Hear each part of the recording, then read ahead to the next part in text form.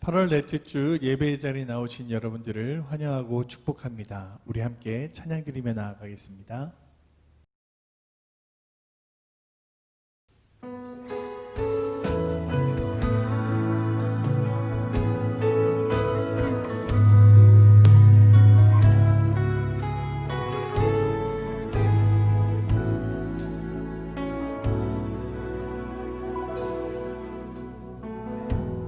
따스한 성령님 마음으로 보내 내 몸을 감싸며 주어지는 평안함 만족함을 느끼네. 우리 다시 한번 찬양 드립니다. 따스한 성령님, 따스한 성령님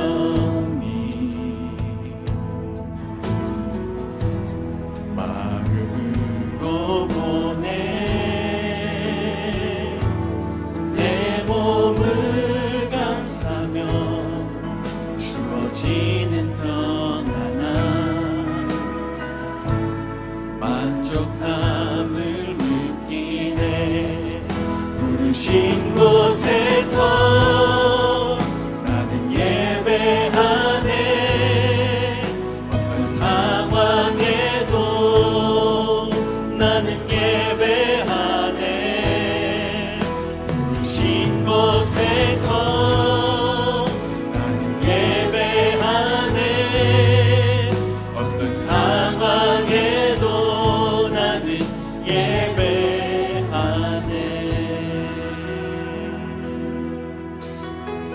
사랑과 진리의 사랑과 진리의 한 주님이 보내 내 몸을 감싸며 주어지는 평안함 그 사랑을 느끼네. 부르신 곳에서 나는 예배하네. 어떤 상황에도 나는 예배하네. 부르신 곳에서 나는 예배하네. 어떤 상황에도 나는 예배하네. 내가 걸어갈 때 길이 되고 살아갈 때 삶이 되는 그곳에서 예배하네. 내가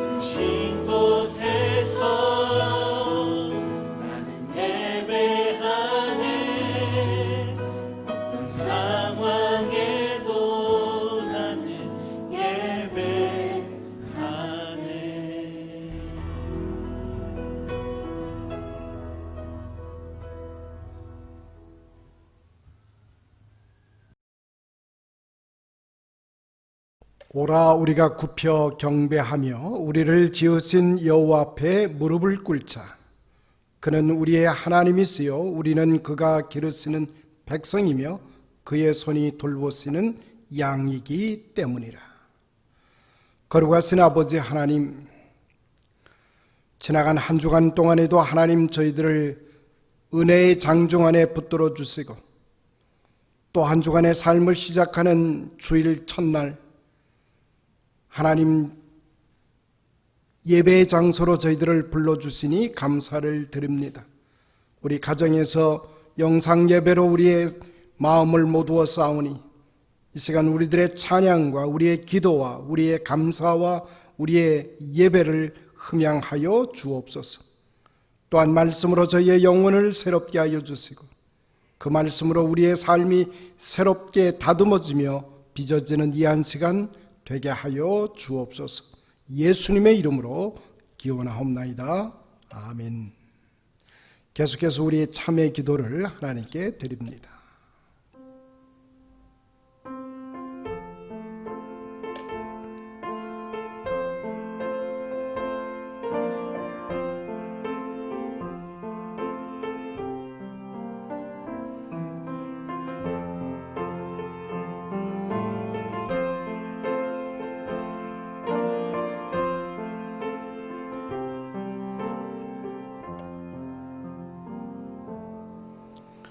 주 예수 그리스도 안에 있는 자에게는 결코 정죄함이 없느니라.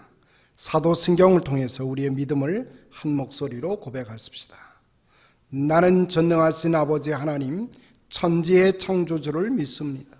나는 그의 유일하신 아들 우리 주 예수 그리스도를 믿습니다. 그는 성령으로 잉태되어 동정녀 마리아에게서 나시고 본디오 빌라도에게 고난을 받아 십자가에 못 박혀 죽으시고 장사되지 사흘 만에 죽은 자 가운데서 다시 살아나셨으며 하늘에 오르시어 전능하신 아버지 하나님 우편에 앉아 계시다가 거기로부터 살아있는 자와 죽은 자를 심판하러 오십니다. 나는 성령을 믿으며 거룩한 공교회와 성도의 교제와 죄를 용서받는 것과 몸의 부활과 영생을 믿습니다. 아멘. 우리 다 같이 찬송 70장을 하나님께 드립니다.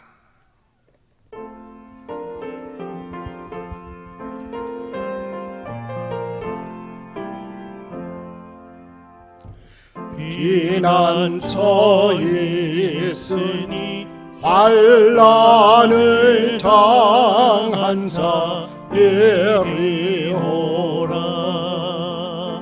땅들이 변하고 물결이 일어나 산 위에 멈추되 두렵잖네. 높으신 하나님 오래를 도하니 할렐루야. 괴로움이 심하고 환난이 격하나 피난처 되시는 주 하나님.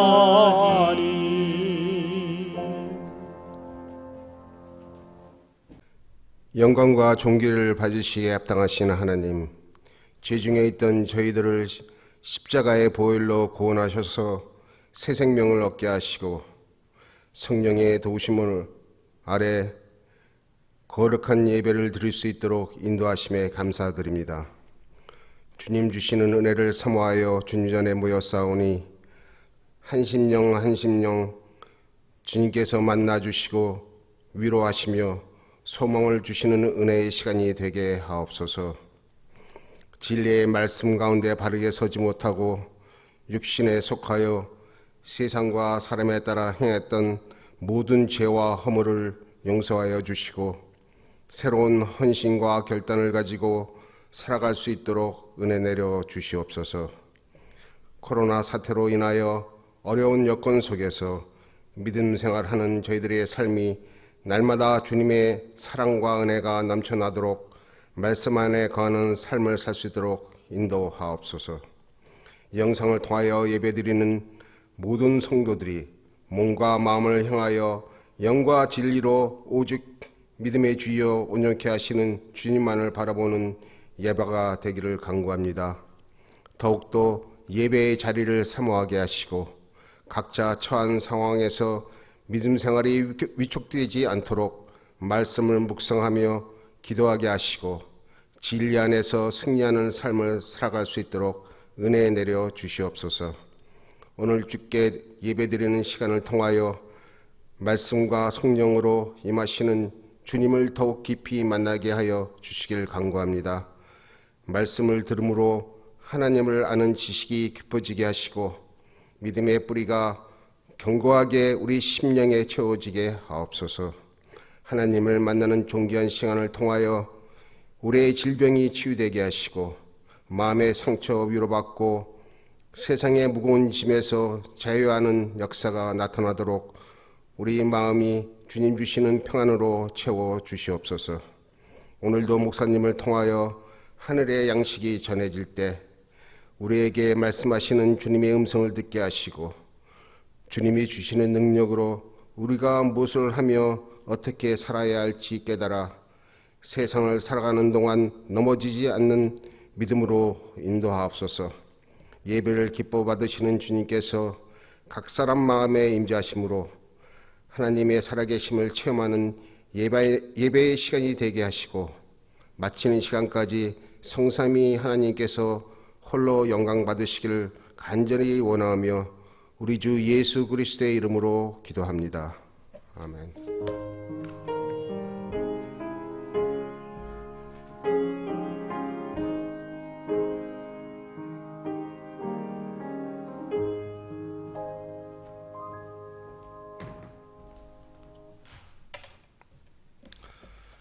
교회 소식 몇 가지를 여러분과 같이 나누기를 원합니다.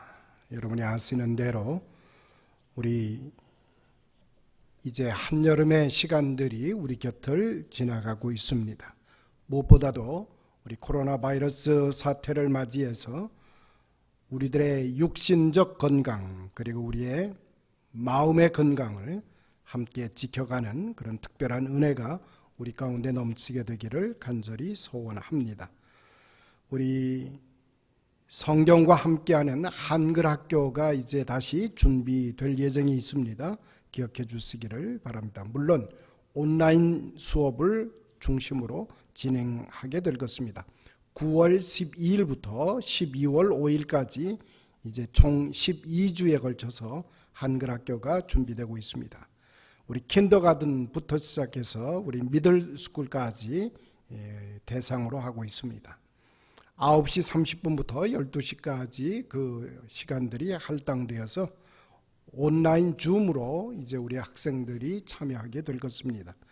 특별히 이에 관련된 사항들, 한글학교에 관련된 일들은 우리 윤성찬 전도사님에게 연락해 주셔서 차질이 없도록 우리 학부모님들 후원해 주시기를 당부드립니다.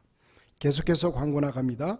우리 새벽 기도회는 오픈되어 있습니다. 여러분 기억하시고 아침 6시에 새벽 기도회가 교회가 활짝 문 열려 있음을 기억해 주시고 토요일은 특별히 우리가 실제적으로 토요 새벽 기도회로 모여서 예배를 드리고 기도회를 갖게 됩니다. 물론 영상도 토요일은 나가게 됩니다. 토요일 새벽 영상도 여러분들 관심 가져주시고 참여해 주시기를 참고해 주시기를 당부드립니다. 이제 우리 성가대가 준비한 찬양을 우리가 함께 듣도록 하겠습니다.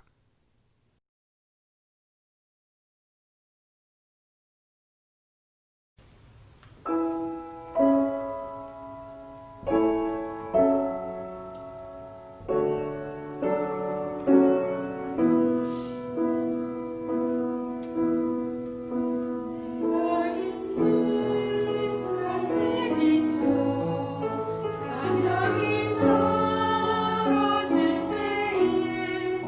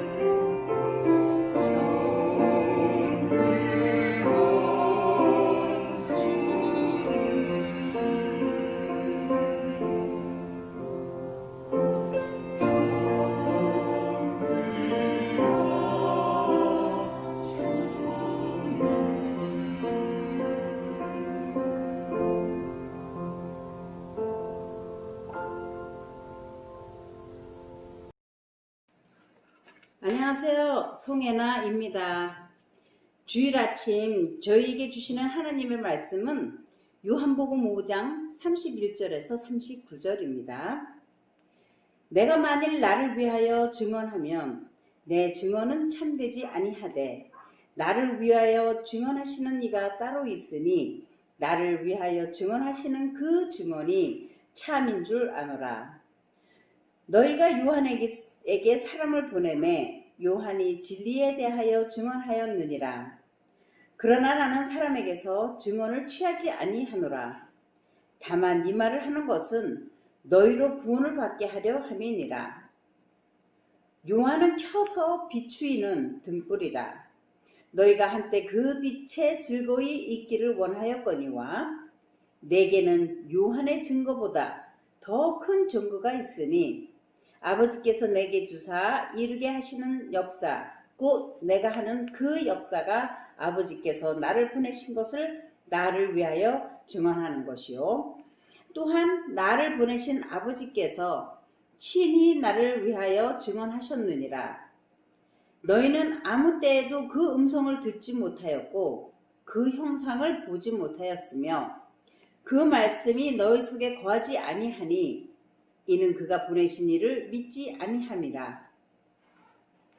너희가 성경에서 영생을 얻을 줄 생각하고 성경을 연구하거니와 이 성경이 곧 내게 대하여 증언하는 것이니라. 아멘.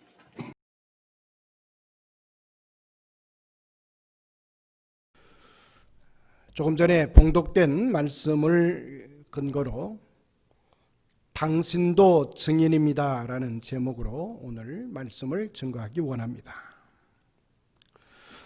1973년인가요? 아마 우리 빌리 그레암 목사님이 한국에 방문하셔서 민족 대복음화 집회를 하셨던 기억이 납니다. 그때 민족 복음화를 위해서 많은 사람들이 자원봉사자로 자청을 하고 봉사를 해 주었습니다. 수십 명이 아니라 수백 명에 이르는 자원봉사자들이 이제 참여하면서 그들의 눈빛에서 그리고 그들의 말 그리고 그들의 모습 속에 그들은 확신에 차 있었습니다. 나는 예수님의 일꾼입니다. 나는 그분을 증언하기 원합니다. 예수님 때문에 살고 예수님 때문에 나는 죽을 준비가 되어 있습니다라고 하는 각오가 그들의 눈빛에서 그리고 그들의 어투에서 그들의 모습 속에 담겨 있던 것을 저는 기억합니다. 자, 우리는 미국에서 신앙생활을 하면서 다시 한번 우리 묻기 원합니다. 그렇다면 우리는 누구입니까? 나는 여기에 왜 있습니까?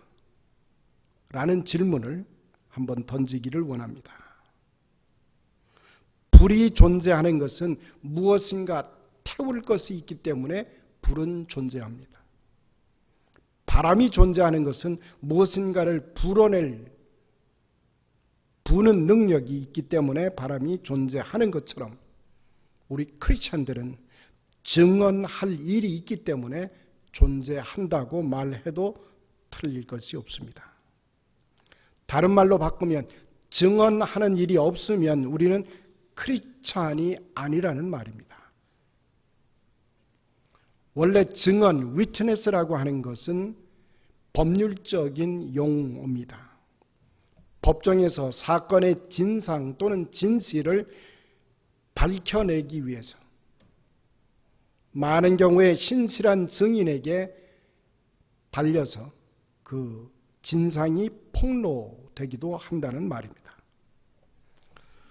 살인죄로 어떤 사람이 고소를 당했다고 만약 가정한다면 그리고 그 살인 범죄가 발생하던 그 시간에 그 고소된 자가 다른 곳에서 우연찮게 당신과 함께 있었다고 가정하면 여러분은 어떤 선택을 하시겠습니까?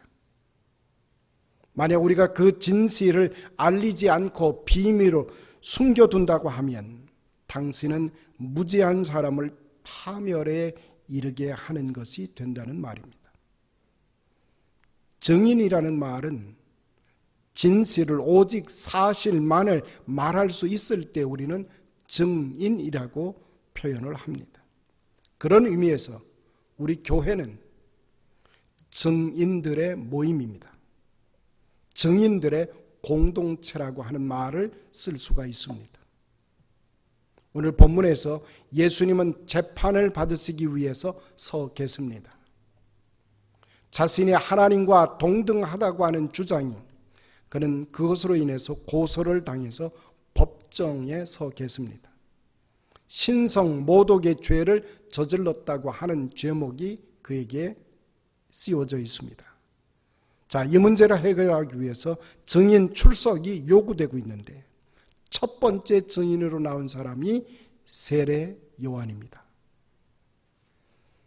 그 당시 세례 요한은 불을 밝혀주는 등불이었습니다. 어두운 밤길을 가는 사람에게 빛을 비추어서 인도해 주는 역할을 감당한 사람이라고 말할 수 있습니다. 세례 요한을 저버리고 그를 배척한다라고 하는 것 자체가 예수님을 거절하는 것이 됩니다. 왜냐하면 세례 요한이 이 세상에 온 것은 유일하게 예수님이 그리스도이심을 가르쳐 주기 위한 것이었기 때문입니다.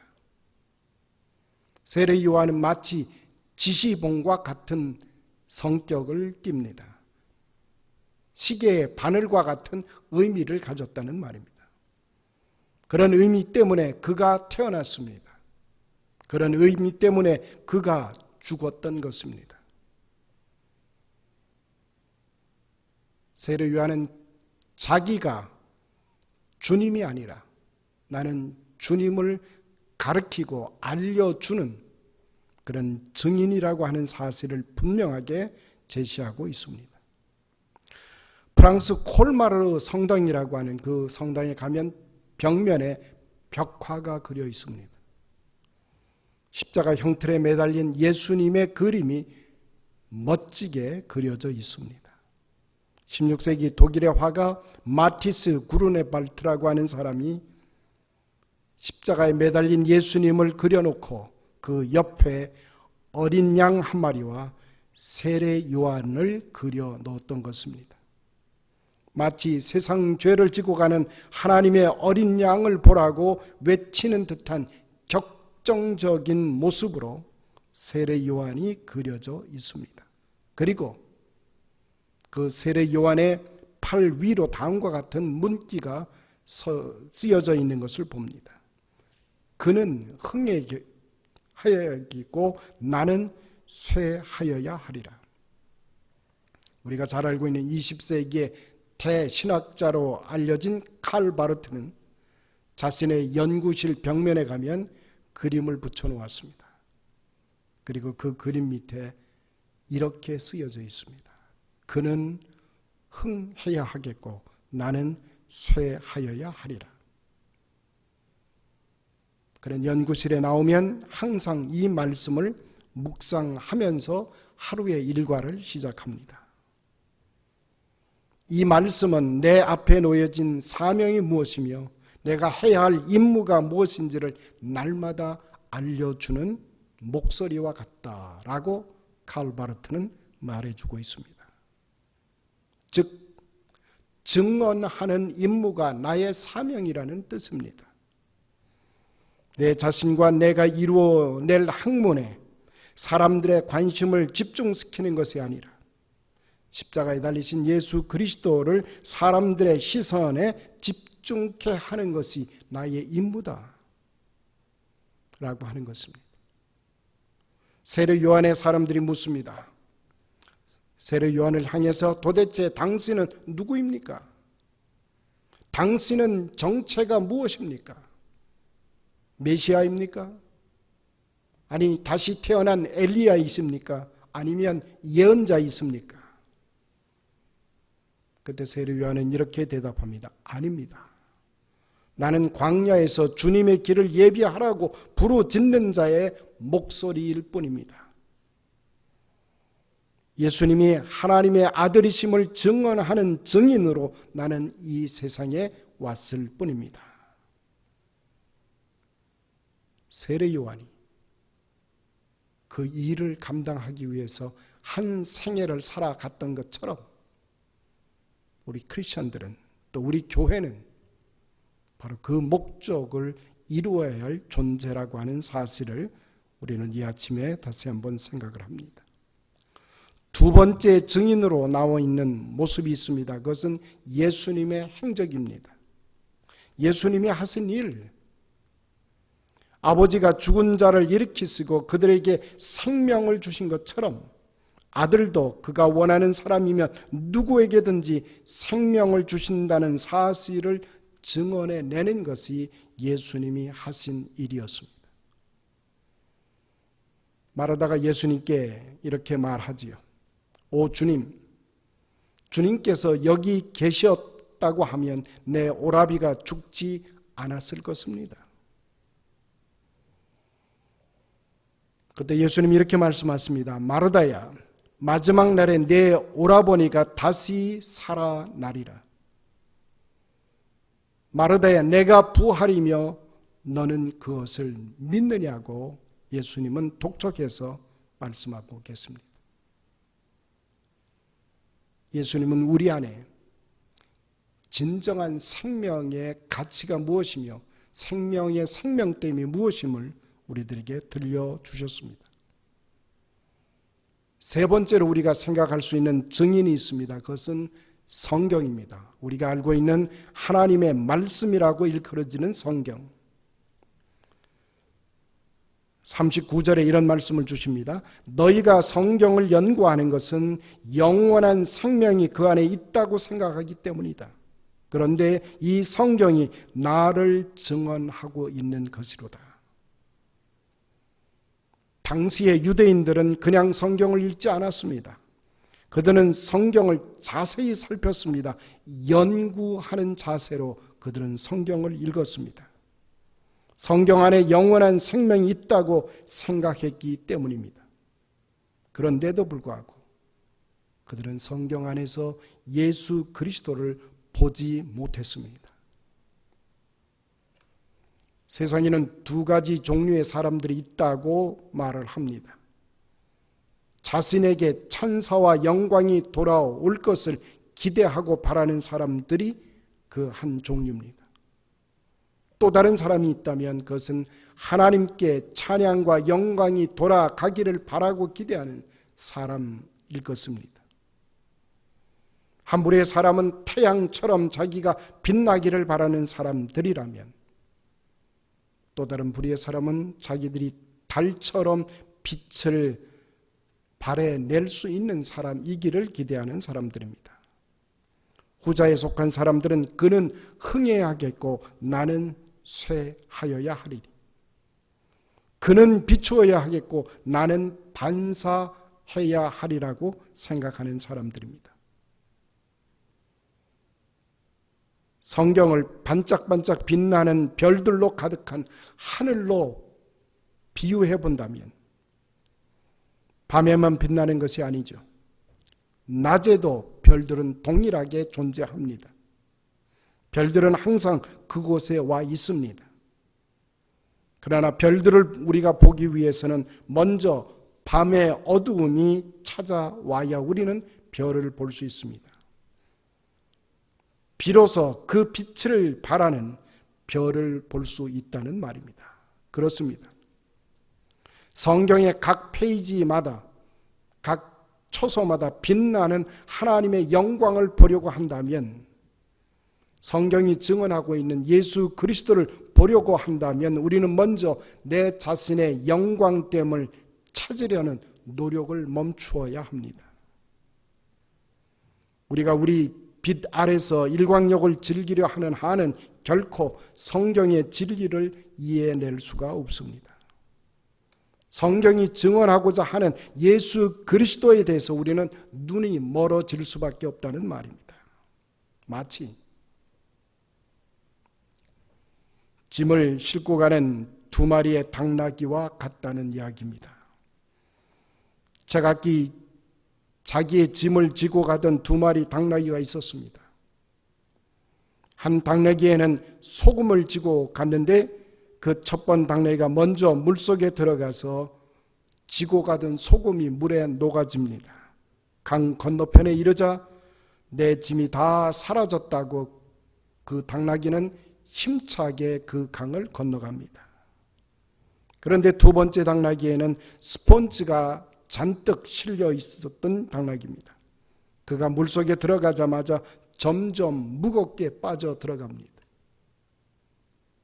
그는 강을 다 건너기도 전에 그는 물속에 빠져버리는 신세가 되었다는 말입니다. 자아라고 불리는 스폰지 속에 다른 사람들의 찬사를 한없이 빨아들이려고 하는 우리들의 모습을 우리는 2번째 당나귀 속에서 발견하게 됩니다. 수많은 사람들의 찬사와 칭찬을 빨아들이면 들일수록 우리는 물속에서 익사하고 말 것이라는 말입니다. 증인이라고 하는 말은 내가 해가 되는 것이 아니라 나는 달로 존재할 수 있다는 것, 내 자신의 빛을 드러내는 것이 아니라 받은 바 빛을 받아서 반사시키려고 하는 의도가 분명해야 된다고 하는 것입니다. 하나님 우리에게 이렇게 물으실 것입니다. 사람들이 주님을 십자가에 못 박을 때 너는 그곳에 있었는가를 우리에게 묻고 계십니다. 증인들은 이렇게 말합니다. 네, 우리도 예수 그리스도와 함께 십자가에 못 박혀 있었습니다. 2번째 하나님 물으십니다. 그들이 주님을 무덤에 누일 때 너는 그곳에 있었느냐고. 증인들은 이렇게 대답합니다. 네, 우리도 세례를 받음으로 그분의 죽으심에 동참하여서 그리스도 예수와 함께 묻혀 버렸습니다. 3번째 하나님 우리에게 이렇게 물었습니다. 내가 그를 3일 만에 그 무덤에서 다시 살려낼 때 너는 그곳에 있었느냐고. 증인들은 이렇게 대답합니다. 예, 우리는 그리스도와 함께 새 생명으로 함께 부활하였습니다. 우리가 살아가는 것은 주님의 부활에 동참한 자로 살아가고 있는 것입니다. 그러기에 이제 우리 안에 사는 것은 우리가 아닙니다. 예수 그리스도께서 우리 안에 살아가고 있다는 말입니다. 저는 이제 이 또 한 주간의 삶을 다시금 우리가 시작하면서 이 한 주간의 삶이 다름이 아닌 예수 그리스도를 하나님이 주신 새로운 생명의 주인공으로 우리가 증언해내는 증언자의 삶으로 한 주간이 알차지게 채워지게 되기를 간절히 소원합니다. 우리 페이필 장로교회 우리들의 사역과 우리들의 삶의 모습 속에서 그리스도 예수가 증언되어지는 정령 예수님이 그리스도이심을 그리고 하나님의 아들이심을 우리가 드러낼 때 우리의 삶은 하나님의 다스림 안에 있게 될 것입니다. 함께 기도하십시다. 거룩하신 아버지 하나님, 미련하고 둔한 저희들입니다. 내가 가지고 있는 능력, 내가 가지고 있는 지혜, 내가 가지고 있는 모든 자원들을 통해서 무엇인가 할 수 있다고 생각했습니다. 그러나 이제 돌이켜 생각하니 우리의 것을 사용하는 것이 아니라 하나님이 비추신 그 찬연한 영광찬 빛을 바르게 반사시켜내는 하나님의 사람이 되기를 원합니다. 우리 주님이 그토록 원하시는 너는 나의 증언자가 될 수 있느냐고 물으신 것처럼 우리의 말과 행실을 통해서 우리의 삶의 내용들을 통해서 주가 그리스도 있음을 밝히 증언하며 드러내는 또 한 주간의 삶이 되도록 인도하여 주옵소서. 흩어져 있는 주의 사랑하는 백성들을 일일이 기억하여 주시고 저들의 삶의 자리자리마다 하나님의 놀라운 영광과 지혜가 날마다 드러낼 수 있도록 축복하여 주옵소서. 육신의 연약함을 안고 하나님께 간구하는 이들을 일일이 기억하시고 우리 주님의 보혈의 손길로 안수하여 주옵소서. 그래서 회복과 온전됨을 하나님의 선물로 나누어 받는 복된 자녀들로 인도하여 주옵소서. 예수님의 이름으로 감사하며 기도드리옵나이다. 아멘. 우리 다 같이 찬송 500장 하나님께 드리도록 합니다.